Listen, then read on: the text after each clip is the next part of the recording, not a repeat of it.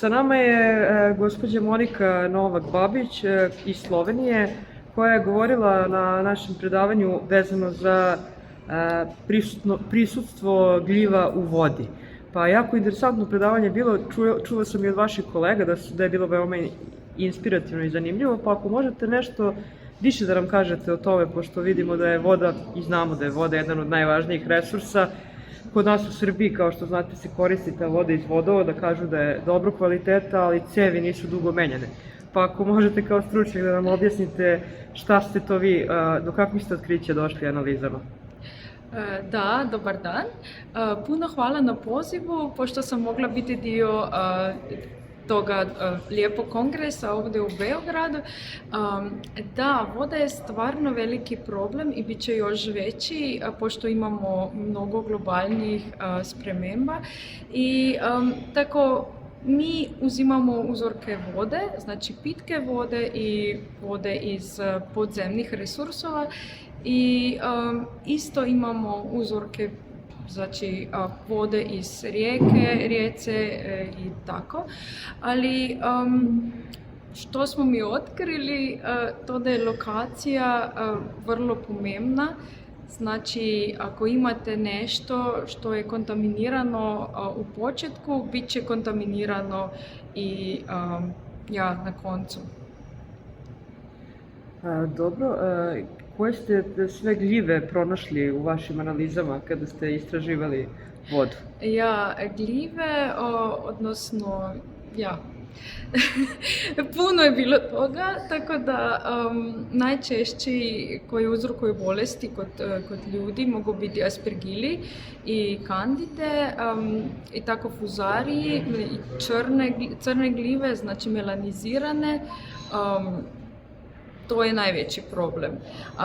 Ima puno gljiva koje su vezane na rastlinski materijal i na zemlju.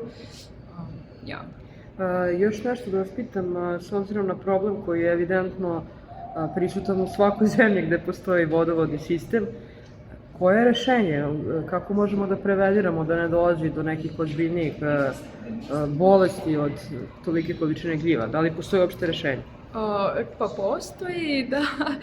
Klorinacija je vrlo dobro rješenje, ne samo za bakterije kao što su E. coli i enterokoki, isto je dobro protiv gljiva, isto i ultrafiltracija koja se vrši na početku priprave pitke vode. To dvoje, pa kako da kažem, maintenance, znači morate iti i čekirati ako vaša oprema djeluje kao što mora. Ako djeluje sve kao što mora i v pripravi pitke vode, onda nećete imati puno problema. I još jedno pitanje za kraj, zanima me kod hlorizacije vode, ukoliko se u tom početnom nivou, stadijumu dolazi do hlorizacije, da li možemo, recimo, kako je od tog mesta odakle kreće voda pa 100 km dalje, da li efekat od hlorizacije može biti u tom 50-100 km od samog izvora? Efekat klorinacije se razdalju iz časom pada, ali može biti dozirano ako imate vrlo dugo vodovodno mrežje, možete dozirati, pojačati tu klorinaciju, nakon 50 km bilo bi dobro da dozirate nešto više klora. Tako da imate rezidualni efekat. A onda bi to značilo da recimo na mestu, na izvorištu, mi ne bismo smeli da stavimo veće količine hlora zbog onih prvih 50 km, nego bismo morali da imamo faktički na cevima mogućnost da dodamo nove količine hlora. Hvala vam puno i pozdrav za sve vas u Sloveniji. Hvala i vama, pozdrav. Prijetno. Sa nama je gospođa Zolar Polona, koja je takođe učesnik Balkan Fungusa. Gospođa Polona dolazi nam takođe iz Slovenije i imala je zanimljivo predavanje vezano za prisustvo gljiva na nekim mestima gde mnogi od nas ne bismo pomišljali da mogu da budu. Dobar dan, gospođo Polona. Dobar dan. Pa eto, ako možete mi kažete, kako su vaše impresije najprije samim kongresom Balkan Fungus i kakve su impresije Beogradom i uopšte celim događajem, kako je iskustvo? To je moj prvi put u Beogradu i to je zaista čudovito mesto, Slovenci bi rekli. Krasno iskustvo i ova konferencija na medicinsku mikologiju mi je prva. Pošto ja sam environmental mycologist,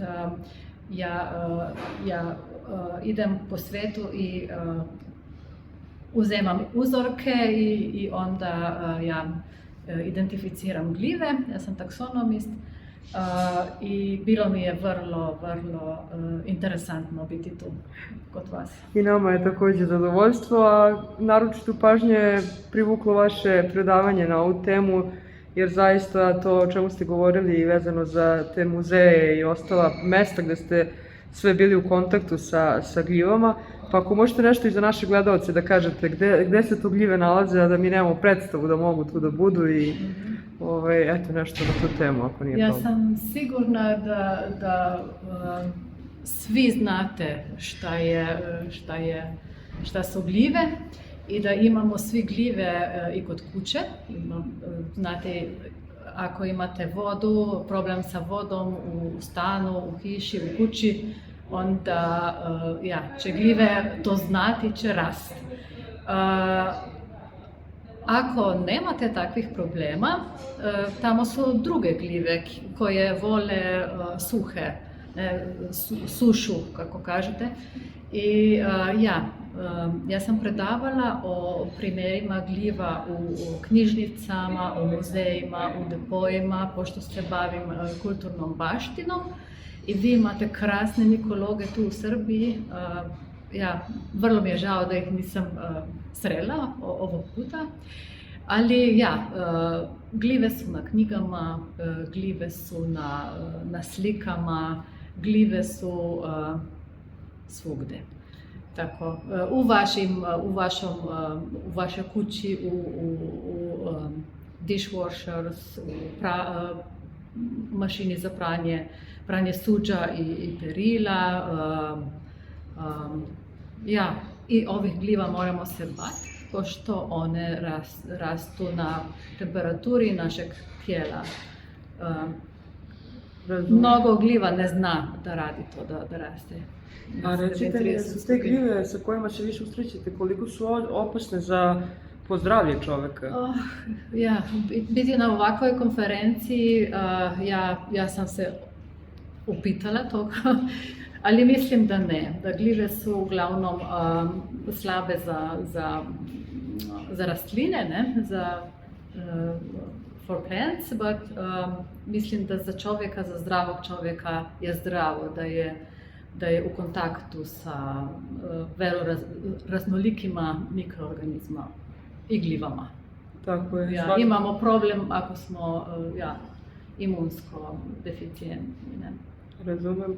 I još jedno pitanje, sad ovako malo nije stručno, ali ove tajne piramida koje se dešavaju, pa čuli ste za razne priče tokom posjeta piramida, čovjek se razboleo i ostalo. Da li je tu možda da li tu postoji sumnja na neke gljive kad su u pitanju te mumificirane osobe u tim piramidama? Da li je to nešto bezazleno ili možda bude opasno?